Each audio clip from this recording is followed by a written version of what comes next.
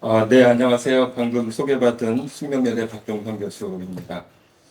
어, 송창현 변호사와 김기현 교수님께서 두 가지 주제에 대해서 아주 어, 굉장히 간략하게 그리고 심도 있게 설명을 해주셨습니다. 저는 첫 번째 주제, 회계 기준 위반과 관련된 형벌 조항의 합리화, 이 주제에 대한 토론부터 먼저 시작을 했습니다.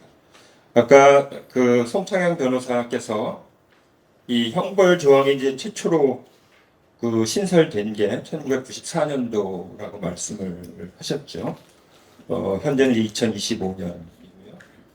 그 1994년도에 이 형벌 조항이 최초로 도입될 당시를 보면 아까 송창현 변호사께서도 잠깐 언급을 하셨는데 기업회계 기준 조문수가 총 133개 조문이었고요.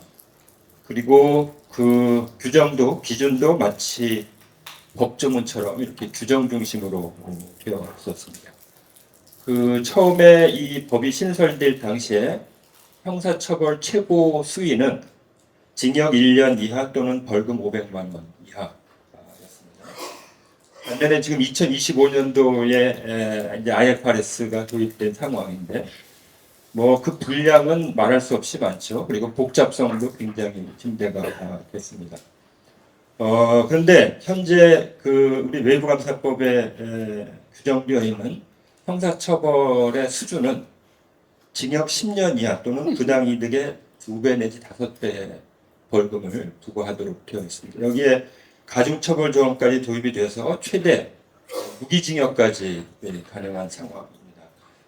이 그래프에서 보시듯이 회계 기준의 명확성 그리고 처벌에 대한 예측 가능성은 계속 떨어지고 있는 반면에 이 형사처벌의 수준은 계속적으로 이제 상향되고 있다는 것이죠. 이것은 우리 명확성의 원칙의 정면으로 이제 반하는 그런 상황으로 전개되고 있는 것이다. 라는 말씀을 좀 드리고요. 그 다음에 이 원칙 중심 회계에서 아까 이제 송창현 변호사께서도 그 다양한 복수의 의견이 있을 수 있다. 이런 말씀을 해주셨고요. 그래서 이와 같이 그 하나의 정답만 있는 게 아니라 복수의 정답이 가능한 상황에서 회계 처리 위반이라고 해가지고 이걸 우리가 형사처벌을 할 수 있나라는 그런 의문을 제기를 해주셨는데요. 저는 두 가지 사례를 좀 말씀을 드리고자 합니다. 2019년도에 저를 포함해서 몇 분이 그 원칙 중심 회계 관련 연구를 수행한 적이 있는데 그때 그 회계법인에 소속된 공인회계사 188명을 대상으로 이 감사 과정에서 어느 정도 좀 어려움을 느끼느냐 그런 설문조사를 시행한 적이 있습니다. 여기 보시면 이게 이제 그 설문조사 결과인데요. 실질 지배력 판단, 연결 범위의 산정, 그 다음에 비상장 주식의 공정가치 평가, 손상 차손의 인식 및 측정 이런 경우에는 90% 응답자의 90% 이상이 감사를 하는 과정에서 어려움을 느끼고 있다라고 답변을 하고 있습니다. 이 얘기는 뭐냐면 감사인들조차도 회계 기준을 해석하고 적용하는데 어려움을 느끼고 있다는 것이거든요. 근데 이와 같이 명확성이 떨어지고 이 복잡한 회계 기준 전체를 곧바로 이 형벌의 구성 요건으로 삼는 것은 적절치 않다라는 생각이 들고요. 또 이러한 입법례는 선진 중에서도 찾아보기 좀 어려운 것 같습니다. 또 하나 사례를 말씀을 드리면 이 통계 자료는 그 전단기 감사인 협의회 개최 건수입니다. 이 신외부감사법이 도입이 되면서 전기감사인과 단기감사인 간에 이제 의견 충돌이 많이 있어서 그런 문제점을 해소하기 위해서 2020년부터 한국공인회계사회에 전단기 감사인 의견조정협의회라는 걸 설치해서 운영을 하고 있습니다. 현재까지 91건 접수가 되어서 개최가 됐고요. 그런데 이 전당기 감사인 의견 조정 협의회 같은 경우에는 그 지정으로 인해서 감사인이 교체된 경우에 한해서 협의회 개최를 요청할 수 있기 때문에 실질적으로 그 전기 감사인과 단기 감사인 간의 갈등 횟수는 이거보다 훨씬 더 많을 거라고 생각이 듭니다. 그리고 여기 보시면 그 주제도 쟁점이 됐던 이슈도 굉장히 다양하죠. 뭐 금융상품 수익의식 연결 이렇게 다양한데 그러니까 이 자료가 보여주는 건 뭐냐면 심지어 전문가들 사이에서도 상당히 엇갈릴 수 있다라는 것을 보여주는 전적인 그 사례라고 할 수가 있습니다. 이런 상황에서 그 법률이 어느 한쪽 견해만 맞고 어느 한쪽은 회계 기준 위반한 거니까 형사처벌해야 된다라고 하는 것이 과연 적절한 것인가라는 생각이 들고요. 그 다음에 다 아시겠지만 이제 삼성 바이오로직스 사례 같은 경우에는 이 회계 판단의 논쟁을 결국 이제 형사법정의 영역으로 끌어들여서 굉장히 큰 사회적 비용을 초래한 그런 사건인데요. 그 검찰이 이제 2012년부터 2014년까지 그 삼성 바이오로직스가 한 연결 회계 처리 그리고 2015년도에 이제 관계 회사 주식으로 변동한 그 회계 처리를 고의적 회계 위반으로 봐서 2020년 9월에 이재용 회장 등을 이제 외부감사법 위반 혐의로 고발을 했죠. 이때 그 임원 110명을 불러서 조사했다고 하고요. 그 다음에 압수수색을 50여 차례 진행했다고 합니다. 그리고 재판은 1심 선고일까지 3년 5개월이 걸렸고 총 106번 재판이 개최됐다고 80여 명의 증인이 이제 법정으로 출석을 했습니다. 결국은 이게 이제 3심까지 다 종결이 됐는데 이제 분식회계 혐의에 대해서 이제 무죄가 났죠. 이 삼성 바이오 사건이 남긴 사회적 파장과 비용은 뭐 막대했죠. 수년간 계속된 수사와 재판으로 막대한 행정력과 이제 사법자원이 투입이 됐고 또 기업도 뭐 삼성 바이오로직스도 이제 이 기간 동안 그 평판 훼손과 경영 혼선을 겪었고요. 그 다음에 또 시시때 따로 주가도 출렁여가지고 주주들이 잠재적인 불안과 이제 잠재적 손실을 안기도 했습니다. 이처럼 이 회계 이슈가 이제 형사 사건화 되면서 국내외 투자자들에게 우리나라 자본시장 어떤 회계 투명성, 규제 리스크에 대한 우려를 불러일으켰고, 그다음에 이로 인해서 지나치게 이제 그 보수적인 회계 처리 관행이라든지, 그다음에 또 소모적인 문서 작업이라든지 이런 것들이 좀 늘어나는 계기가 되기도 했습니다. 그래서 결론적으로 말씀을 드리면 이제 송창희 변호사께서는 세 가지 조건을 충족시키는 경우에 한해서 형사처벌 대상으로 하는 게 좋겠다라는 의견을 제시를 해줬는데 첫 번째 명백한 의도가 있고 그 다음에 두 번째 위반 내용이 중요하며 세 번째 시장을 비방하는 행위인 경우에 이제 형사처벌하는 게 바람직하겠다라는 의견을 주셨는데 이러한 의견을 전적으로 동의하는 바이고요. 그 다음에 이제 첨언해서 이 형사처벌에 대한 수위도 좀 재검토할 필요가 있지 않겠느냐라는 생각을 좀 하게 됐습니다. 그 회계처리 기준 위반으로 이 무기징역까지 가능하도록 이제 가중처벌 조항이 도입이 되어 있는데 이런 가중처벌 조항은 그 국제 기준이나 다른 법률에 비춰봐도 과도한 점이 있고 또 실효성도 의문이 되기 때문에 형량의 상한을 좀 낮출 필요가 있다라는 생각을 하게 됐고요. 그게 이제 제가 첫 번째 주제에 대한 토론 내용이고, 그 다음에 이제 두 번째 이 자사주 소각 의무와 관련 회계 세무상 쟁점.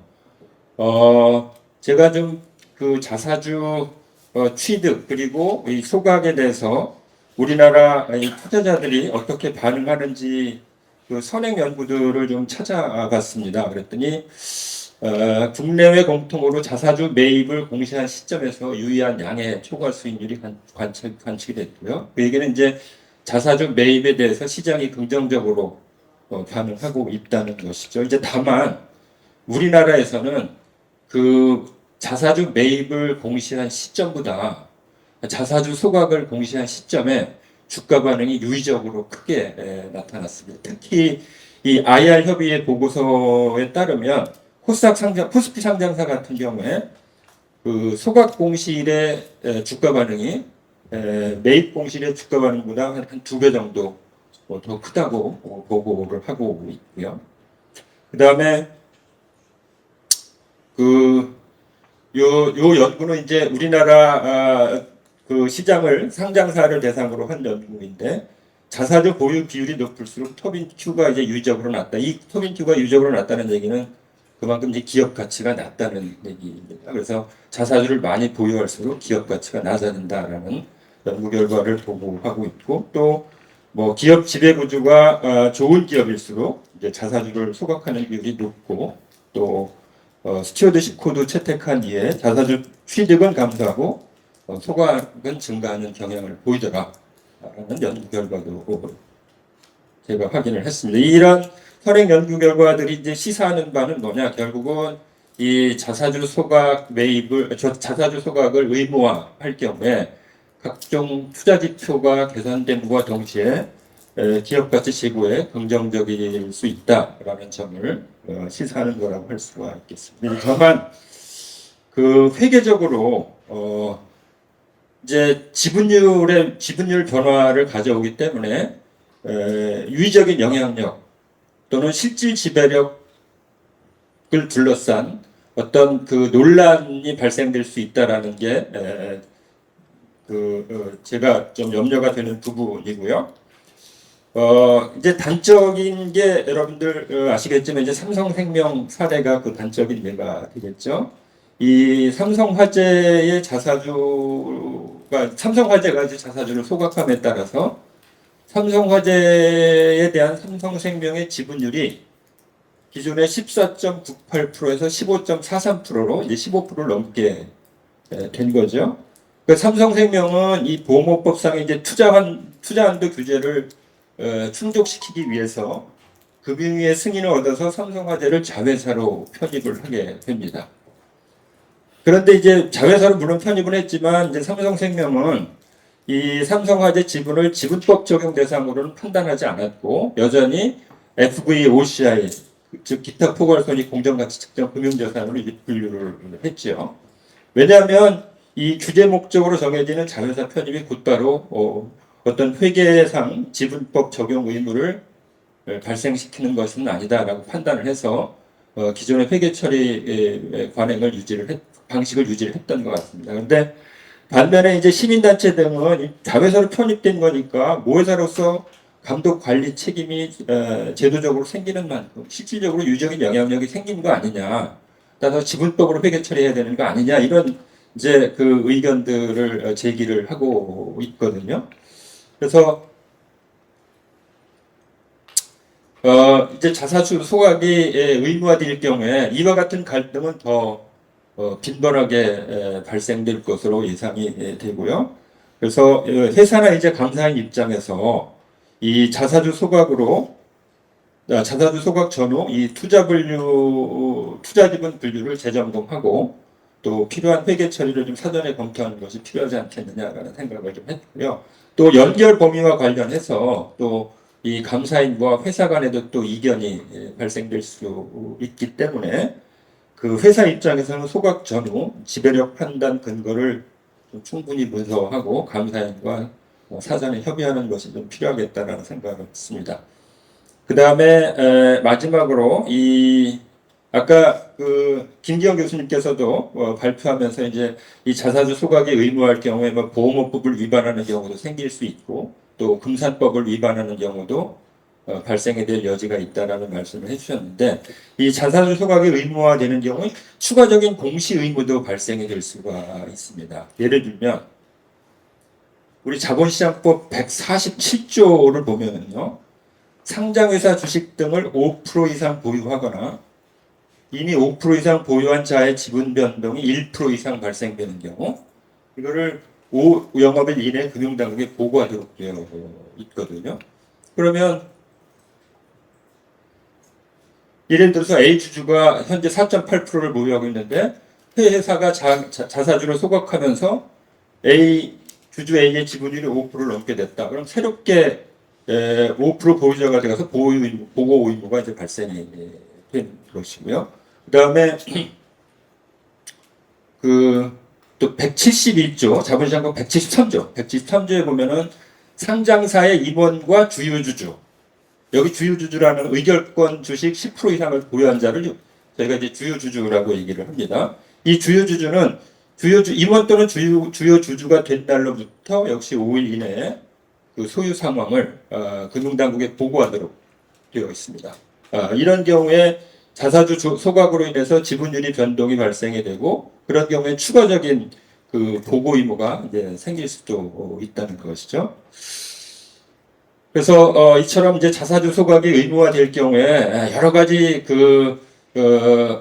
뭐 추가적인 의무라든지 그 다음에 법규 위반이라든지 이런 사항들이 발생이 될 수 있기 때문에 이 감독당국은 지분율에 근거한 규제나 감독 규정을 좀 종합적으로 점검을 하고, 또 자기 주식 소각으로 인해서 발생될 수 있는 새로운 의무나 규제 이런 것들을 좀 투자자들에게 안내할 필요가 있겠다라는 생각을 해봤습니다.